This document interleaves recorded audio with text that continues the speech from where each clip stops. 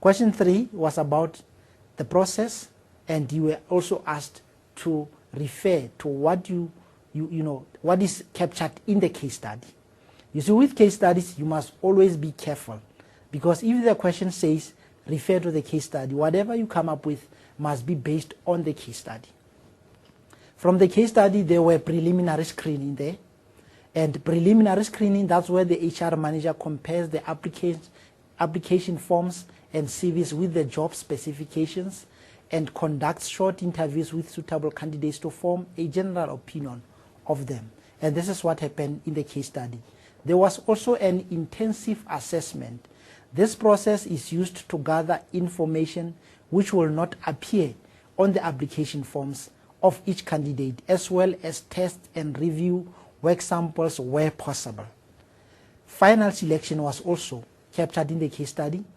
Final selection, candidates were shortlisted with their strengths and weaknesses compared and also interviewed, as well as put through a medical exam in the case study. So as you can see, whatever you are providing should always be supported by what you found from the case study. And then lastly, reference and background checks are done and selection is made. Now when you look at these steps, they may not follow one another in a real business setup. And again, I'm also advising you to go back to your textbooks and look at the selection steps, this process of selection, the steps under selection process. You'll realize that you will not get similar information from different textbooks, but what is important is, for as long as you understand what the selection process is all about, and for as long as these steps, because with other textbooks they will break certain steps into other steps and make it even longer, but as you can see here, we have combined it together here for the sake of saving time. But go back to your textbooks and look again at steps in as far as selection process are concerned. And then the fourth question, the candidate would be offered the position and discussions regarding remuneration, fringe benefits, and employment package would be dealt with. And then the last question, once the appointed applicant has signed the employment contract, he or she should undergo what is called an induction program. This will involve being introduced to new colleagues and business policies and procedures, and given an historical background, the business objectives, as well as guidance as to how he or she could contribute to the business objectives. So as you can see, this is the whole package of induction program, which can also be very, very long, depending on what you are asked in the test or even in the examination. The business may also need to address issues such as relocation costs, temporary housing, assigning workspace, and completing forms such as tax, pension, and so on. All this, these can take place during the induction, because the newcomer or the newly appointed person will have to be familiarized with what is happening in a business. And again, with induction program, you must also be able to know how it is done, what are the advantages and what are the disadvantages of this program, because you may come across a question citing that. So as you can see, I've selected few questions that were based on the case study, and the case study was also restricted to a certain portion of this topic of HR. But there are a lot of other things when it comes to human resource that we did not touch on.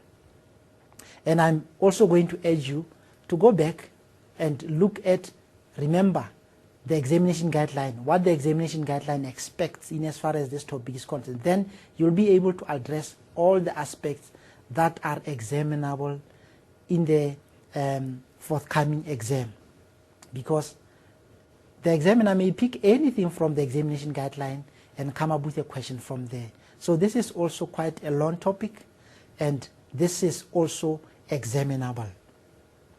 With those few words, I would want to take this moment to wish you luck with your exams on Wednesday.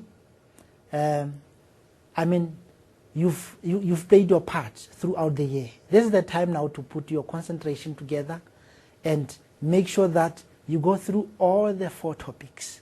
When I'm talking about the 4 topics now, I'm talking about the 4 main topics which cover the whole syllabus. I'm talking about business environments, business ventures, business roles, and business operations.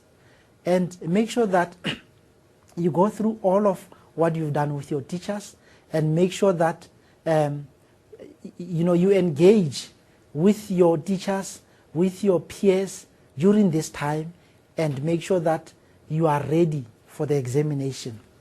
And I've got no doubt you are going to do well. And when it comes to essays, I mean, we've done essays, an example of an essay when we're doing the first activity on presentation of information. Essays, they're going to be based on all the 4 topics. I've talked about business environments, roles, ventures, and business operations.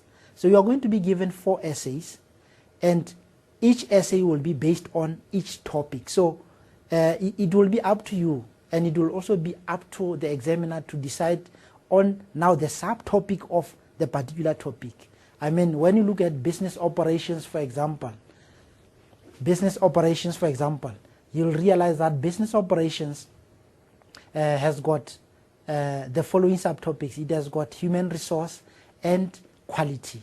Those 2, they make business operations. So the examiner may come up with a question either on quality or even on HR as an essay. So it will be quite easy for you to pass if you've played your part and you've done your work well. So essays will be based on the 4 main topics, and it will be up to you to choose from the 4 main topics. But remember, there are subtopics from the very main topics. So good luck with your exams. Do well. This is concentration time. Concentrate, and after Wednesday, you must be smiling, because business studies is one of the subjects that you should actually not be worried about. It should be a subject that you feel so enthusiastic to go and write on Wednesday and improve your overall results in as far as your matric results are concerned. Because remember, for you to pass, you don't only have to pass business studies, but you must pass all the subjects. But I'm saying business studies is an add-on. You have already passed this business studies. So you'll simply get your marks and make sure that other subjects that are still coming, you do well, and then you celebrate at the end of the year. So good luck, and I want to leave you with the words that were said by this man, John Wooden, who once said, "Nothing will work unless you do." So work hard and keep up with your work, and cheers everybody, and I thank you.